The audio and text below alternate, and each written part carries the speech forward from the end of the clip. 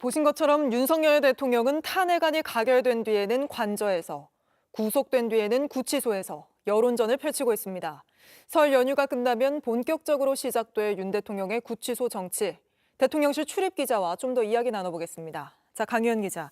국민의힘 지도부와 대통령실 고위직까지 면회를 가겠다고 밝히고 있습니다. 지금도 대통령이 변호인을 통해서 구치소에서 편지를 보내고 메시지를 내고 있는데 여기에 여권 인사들의 입까지 더해지는 셈이라 여론전은 한층 더 격해지겠군요.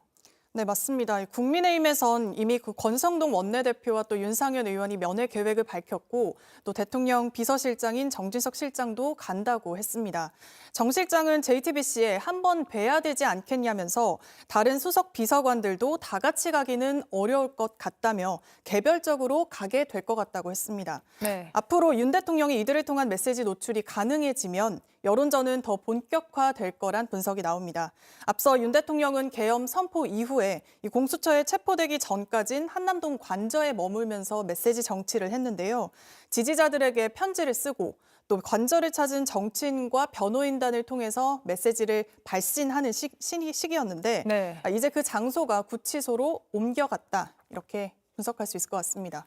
오늘도 여권 인사들이 그 구치소를 찾아 극렬 지지자들 앞에서 헌법재판소를 문제 삼는 발언들을 쏟아내지 않았습니까? 네, 그렇습니다. 오늘 윤상현 의원과 또 원외 당협위원장 20여 명이 구치소를 찾아서 윤 대통령 석방을 주장했습니다. 네.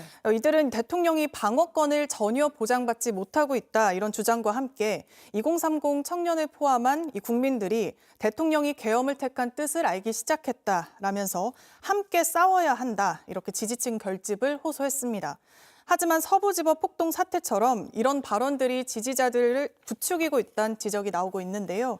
오늘도 구치소 앞에선 이 극렬 지지자들이 취재진의 취재를 가로막기도 했습니다. 네. 근데 국민의힘에서는 헌법재판소뿐 아니라 검찰 공수처 가리지 않고 공세를 펼치고 있지 않습니까?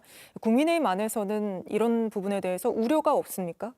네, 있습니다. 국민의힘은 이 검찰과 공수처 또 헌재 등 대상을 바꿔가면서 전방위적인 공세를 펼치고 있습니다. 네. 김기현 의원은 공수처가 불법 수사 또 불법 체포를 했다며 금도를 넘은 파렴치한 짓을 했다라고 했고 이 주진우 의원은 문형배, 이미선, 정계선 이 재판관 본인 혹은 주변인이 야권 인사들과 이 접점이 있다는 이유를 들면서 헌재 구성이 편파적이라고 했습니다. 네. 당 일각에선 국민 저항권과 또 부정선거 음모론까지 거론되고 있는데요.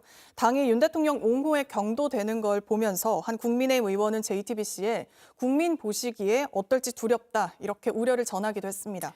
네, 알겠습니다. 강희연 기자 잘 들었습니다. JTBC 뉴스를 시청해 주셔서 고맙습니다. 저희는 저녁 6시 30분 뉴스룸에서 뵙겠습니다.